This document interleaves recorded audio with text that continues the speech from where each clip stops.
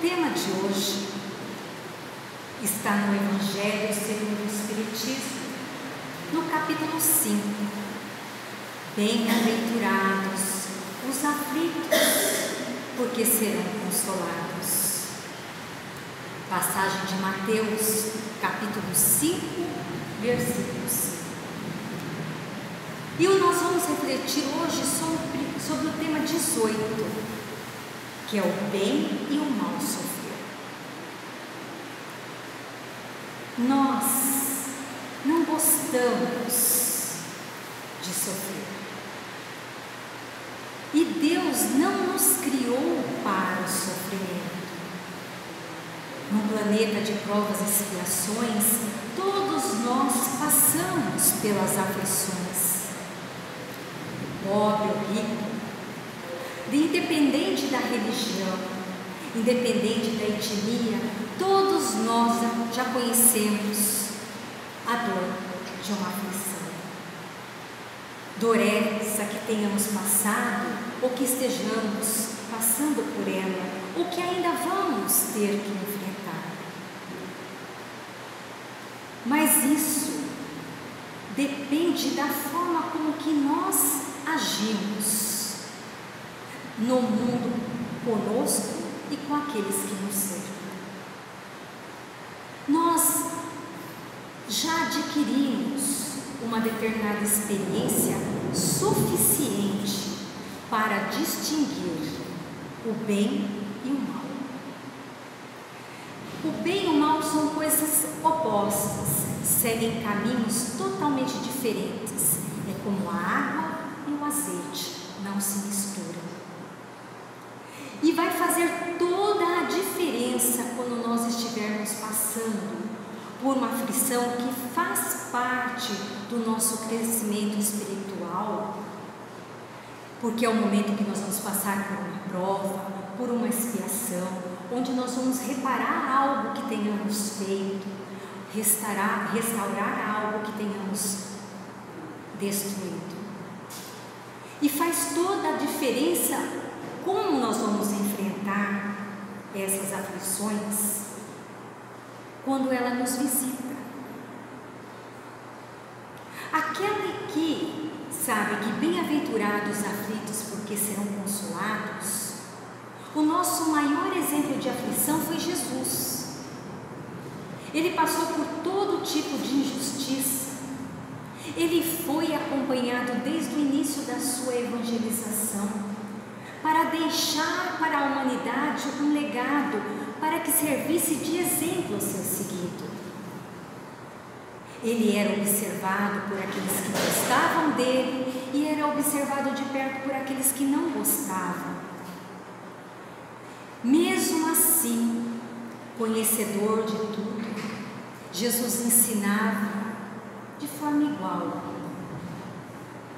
E assim foi ensinando aos seus discípulos não pagar o mal, pagar o bem, sempre para aqueles que fazem mal.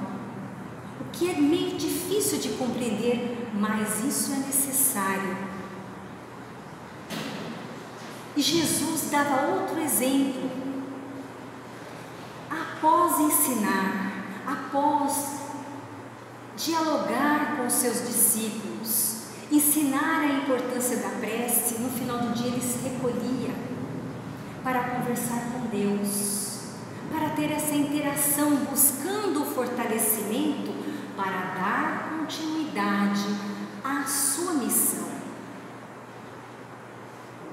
E mesmo assim, Jesus, bondade plena, ele foi preso, ele foi julgado na calada da noite, sem ter culpa alguma.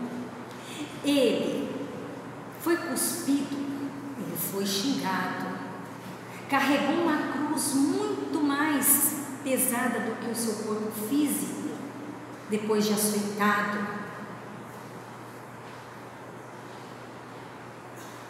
para deixar o exemplo para a humanidade que nós também temos uma missão e que essa missão deve ser realizada com plenitude, mas sempre acompanhados da fé. E essa fé firme e confiante em Deus, porque nós vamos precisar do apoio do Pai nesses momentos onde a aflição é grande. E Deus sabe dos nossos temores, sabe dos nossos medos, sabe do tamanho do fardo que podemos suportar. Mesmo assim, vai depender da forma que nós nos posicionamos quando estamos com esse fardo. Então, para aquele que resolve seguir aquilo que Jesus nos aconselha, seguir pelo caminho do bem, sabe que essas provas não é porque Deus nos julga diferente do outro. Esse fardo é o resultado das nossas próprias obras, das escolhas que fizemos hoje nessa existência e em existências passadas. E é a grande oportunidade de reparação. E à medida que nós enfrentamos com fé, com resignação, pedimos através da oração forças para superar esse obstáculo e acreditamos que não estamos sozinhos, nunca estamos sozinhos.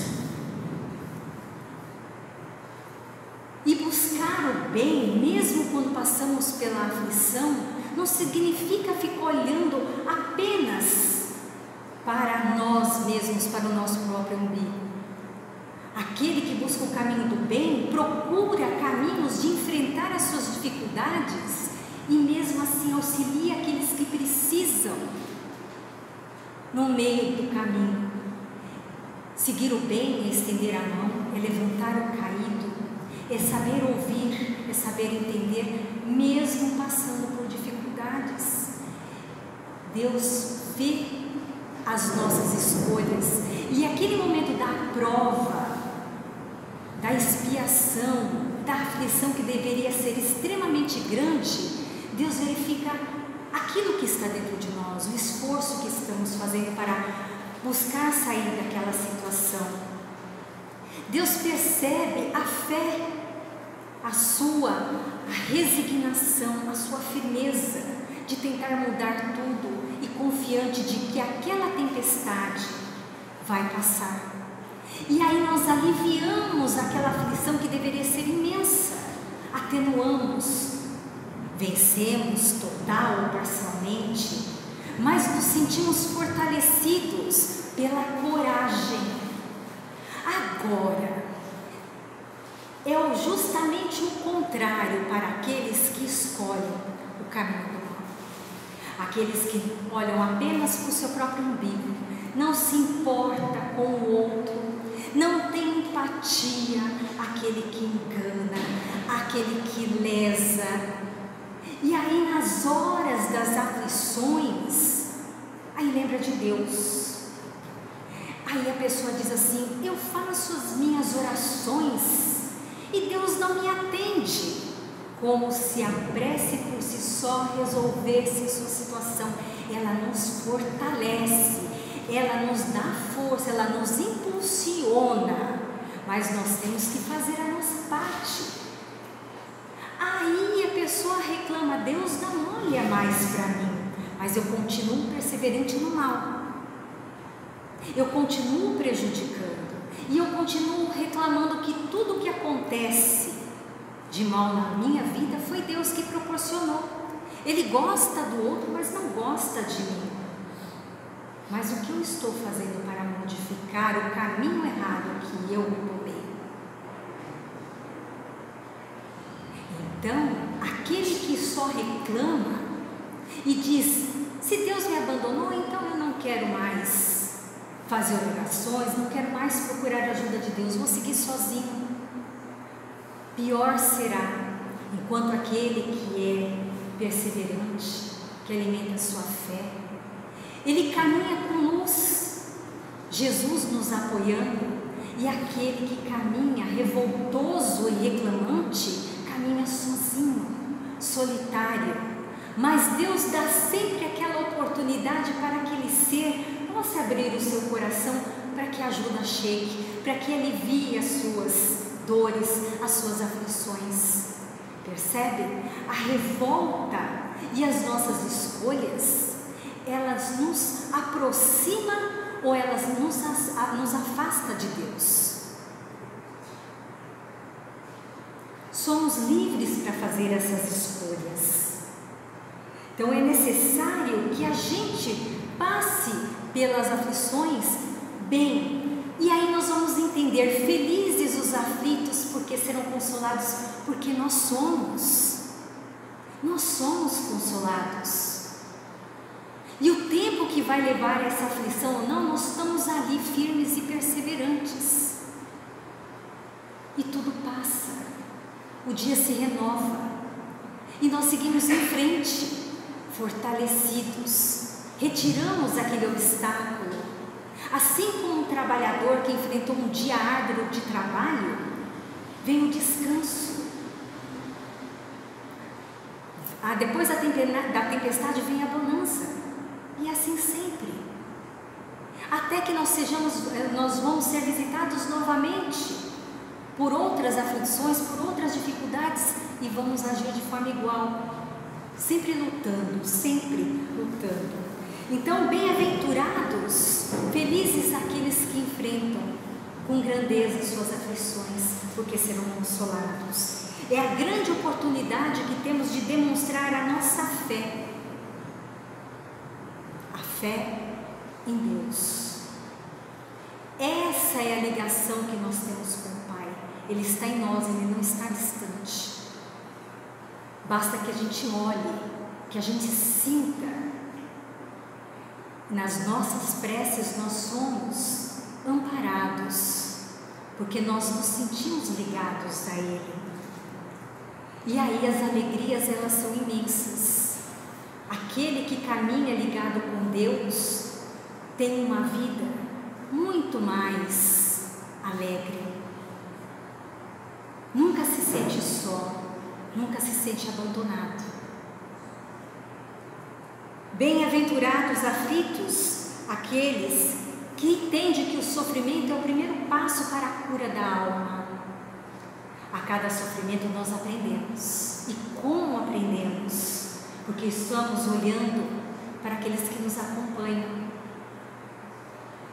E aí vamos perceber que o nosso sofrimento, ele é grande sim, mas aquele outro sofre muito mais. E Deus está com todos nós. Basta que possamos olhar, basta que possamos sentir essas bênçãos. E Jesus nos convida sempre: vinde a mim todos aqueles que andam cansados e oprimidos, e eu vos aliviarei.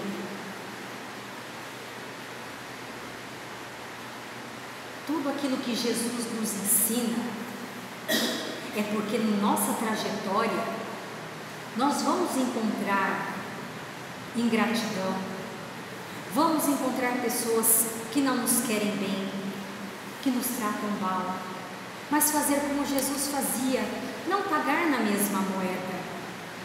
E no momento que nós mais precisamos, nós recebemos de volta, porque fizemos aquilo com naturalidade.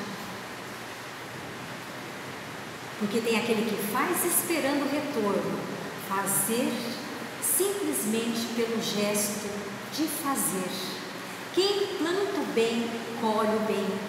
Quem planta a tempestade, colhe as suas tormentas.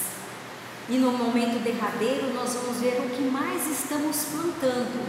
E há sempre tempo de semear coisas boas em qualquer situação.